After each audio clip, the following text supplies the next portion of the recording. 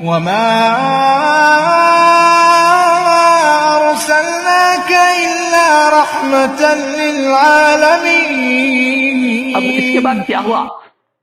یہ تو دعوت دین کا سلسلہ چل رہا ہے اور کچھ لوگ اسلام میں داخل ہو رہے ہیں، داخل ہونے کا بھی سلسلہ جاری ہے. اب اس میں یہ لوگ ظلم کرنے لگے. اب ظلم میں جو لوگ پہلے اس سے متاثر ہوئے،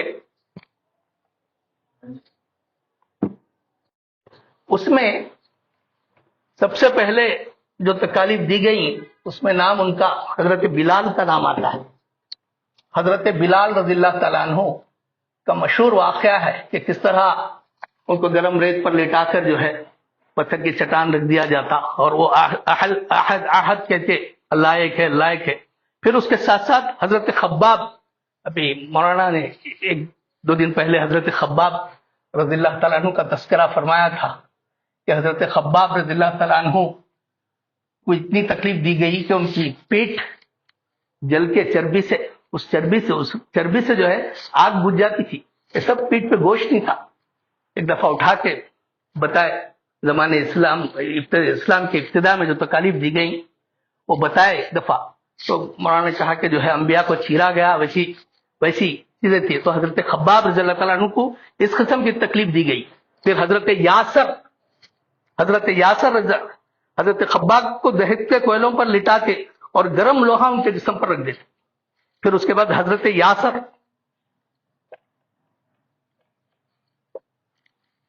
اور ان کے بیٹے عمار،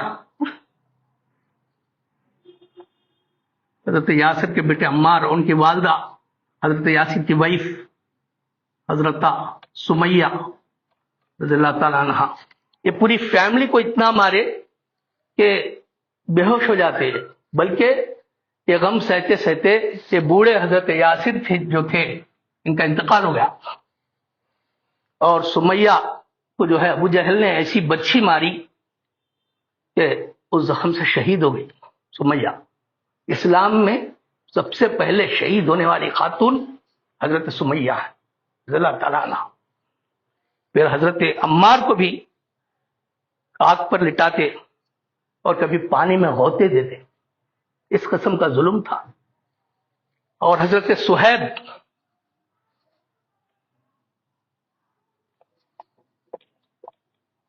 رومی، حضرت صہیب کو اتنا مارتے بے ہوش ہو جاتے، ہوش و آواز ختم ہو جاتے.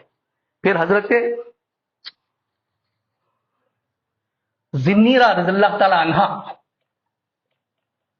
یہ ایک جو ہے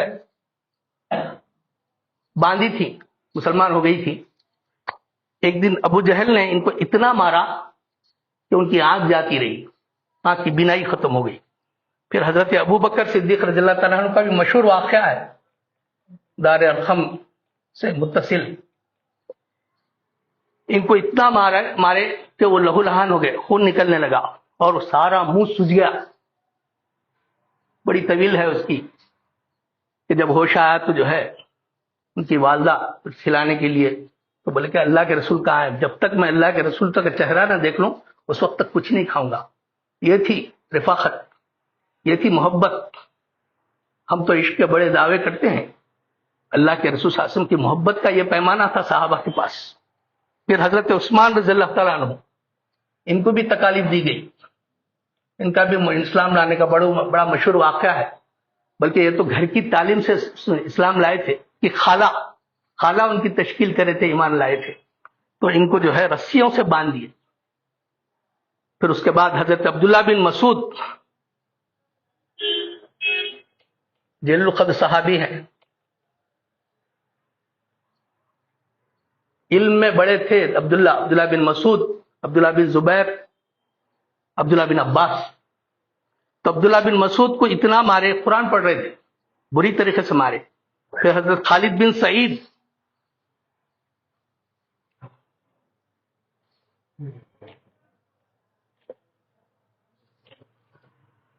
سعید، اسلام لائے بول کے معلوم ہو گیا، گھر میں باوا لکڑی سے اتنا مارے کہ لکڑی ٹوٹ گئی. پھر انہیں قید کر دیے، بھوکا پیاسا رکھے. پھر حضرت طلحہ،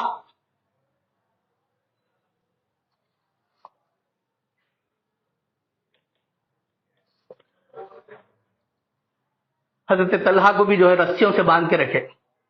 حضرت حارث بن ابی حالہ کعبے میں رسول اللہ صلی اللہ علیہ وسلم کی حمایت کرے، خالی سپورٹ کرے، تو اتنا مارے حارث کہ شہید ہو گئے. شہید ہو گئے. عامر بن فہیرہ، عامر بن فہیرہ، ان کو کانٹے چباتے تھے، کانٹے. اور ایک بوڑھے مسلمان تھے ابو فقیہ،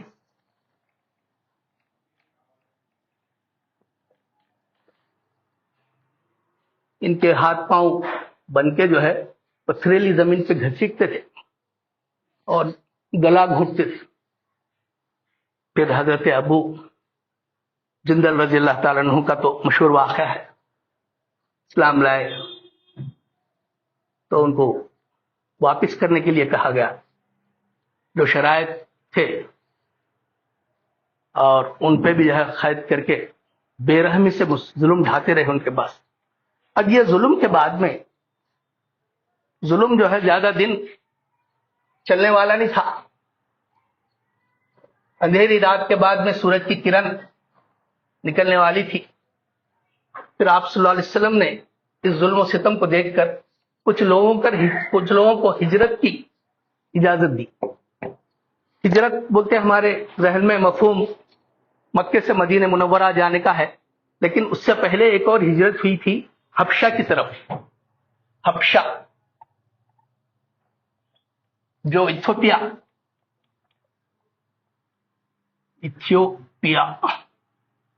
یہ جو ملک ہے،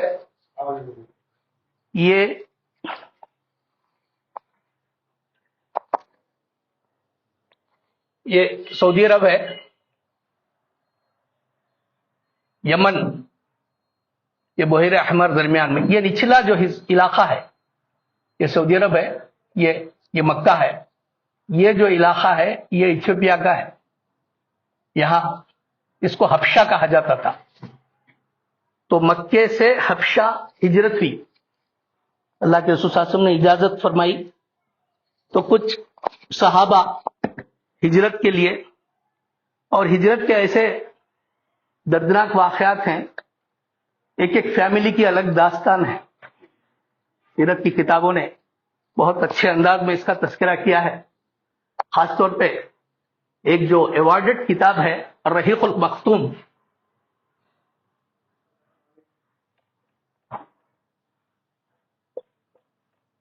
سیرت کی کتاب ہے، اس کو مولانا تقی الرحمان مبارک پوری نے عربی زبان میں لکھی. انڈین عالم ہے، حال میں انتقال ہوا ان کا.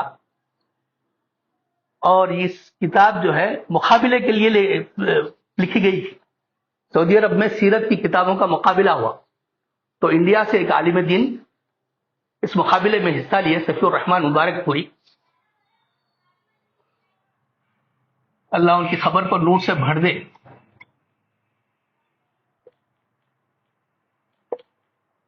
مسلمان پر خاص طور پہ انڈین مسلمان پر بڑا احسان ہے حضرت کا. بہترین کتاب، اور وہ تمام کتابوں میں اس کو ایوارڈ ملا سعودی گورنمنٹ کی طرف سے. تو پھر وہ کتاب عربی میں تھی، عربی میں لکھی حضرت. پھر بعد میں ٹرانسلیشن بھی خود ہی کرے اردو میں. آج مارکیٹ میں اویلیبل ہے. اور سیرت کی کتابوں، سیرت کے پڑھنے والے اس کو بڑی عزت اور محبت کی نظر سے دیکھتے ہیں. حالانکہ حضرت اہل حدیث مسلک سے، سلفی مسلک سے وابستہ تھے، لیکن جو اللہ کے رسول صلی اللہ علیہ وسلم کی زندگی کے گوشوں پر جو روشنی ڈالی ہے، خاص طور پہ بعض حضرات معراج کے قائل نہیں رہتے، معراج کے واقعے کے، لیکن حضرت نے معراج کا واقعہ بھی بڑی تفصیل سے بیان کیا ہے اپنی کتابوں میں، مستند ذرائع سے، مستند احادیث کے ساتھ. تو یہ برسبیل تذکرہ میں نے کتاب کا، لیکن زبان تھوڑی ہے جتنی اردو اوسط اچھی ہے وہ لوگ پڑھ سکتے ہیں. اس کے علاوہ بھی جو چھوٹی چھوٹی کتابیں بے شمار ہیں. حضرت مولانا نے بھی ایک کتاب کی طرف اشارہ کیا، قاری صاحب سے بتائے، مولانا منصور قاضی سلمان منصور پوری. اب اس کے علاوہ چھوٹی چھوٹی کتابیں بھی ہیں.